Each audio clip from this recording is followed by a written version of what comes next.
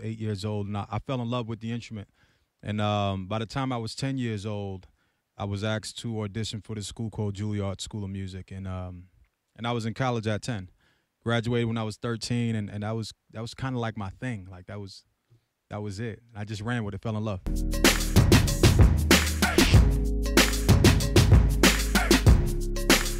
You know, it's the thing is when life happens is what I like to say, and you know, at that point in my life, you know, money, I thought it was everything. You know, and I come to realize that you know, money was nothing. It was just something that we place false value on. I had no sense of self, no sense of direction, and easily, if you don't have a sense of self, you lose everything around you. And that's kind of what happened to me, and that was the greatest thing that ever happened to me, because when I lost it all, I had to start from the beginning and figure out who the man, you know, the man looking at me in the mirror. I had to figure out exactly who that person was.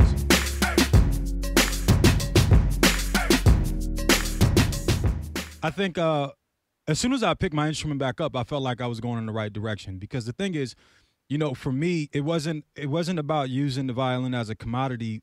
It was more so about, you know, it being a release and therapy for me in this moment. So as soon as I picked the instrument back up, I mean, that was kind of like that moment for me. That kind of aha moment for me came when I started seeing the impact that my music had on people. You know, receiving the messages like, you know, I'm stage 4 cancer and you saved my life listening to your music. You got me through chemo, or I'm going to commit suicide, and I heard you. I heard your story. I heard your message, and you saved my life. That was kind of like that aha moment, you know. So, of course, along with success, you know, money will be there, you know, and I'm blessed and I'm fortunate. But, you know, this journey is different for me. You know, this journey is not so much about chasing paper as it's more so about chasing purpose. And I feel like, you know, we as people, we kind of confuse the two, and we kind of try to put the other one before the other one. When that's not the way it works. You chase your purpose, everything else will fall into line.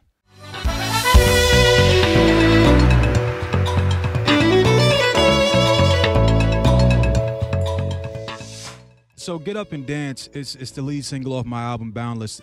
You know, I love like soul music. That's why I feel like when music was really music. You know, back in the 70s, that you know, when Mike Jack was dropping his greatness. So I kind of wanted to lend myself to that era and that time period. And, you know, we came up with Get Up and Dance, an amazing producer by the name of Alexandre from France. He worked on my whole record with me. And we came up with this song. And I'm looking at the world, like with everything going wrong in the world right now, and I feel like so many people are lost. I just want people to go back to the basics and just get up and dance.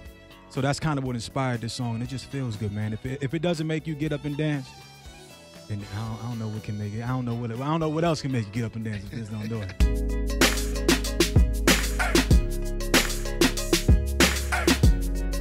You know, when you play an instrument, it's just deep in the music. You learn other things like patience, like overcoming obstacles. You know, critical thinking. You learn so many other things that I was fortunate to have at a young age. So, I mean, it's imperative. The school systems may not be forcing it on students, but me, through my nonprofit, which is the perfect segue, my nonprofit is called MADE, and it stands for Music and Arts with Damien Escobar. And the mission through that nonprofit is to get violin programs, art programs, everything back into school systems. I'm not letting schools have excuses anymore. It's saying that, hey, you know, we don't have the money for it, or we don't have the instruments.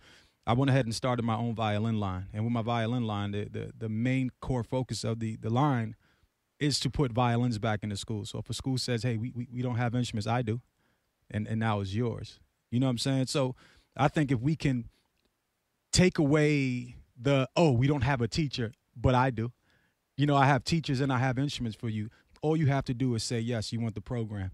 You know, it won't be something that happens overnight. It's something that we can build on, and hopefully other musicians, popular musicians, will catch on to, and they'll do the same thing. You know, everybody, they went ahead and they poured ice on their head for, you know, ALS, which I respect. How about walking to a school and inspire a kid? You know, that's my new challenge to musicians. Go into school and play for them, inspire them.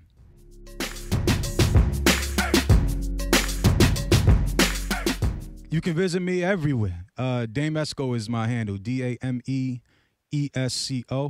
Yeah, just check in with me.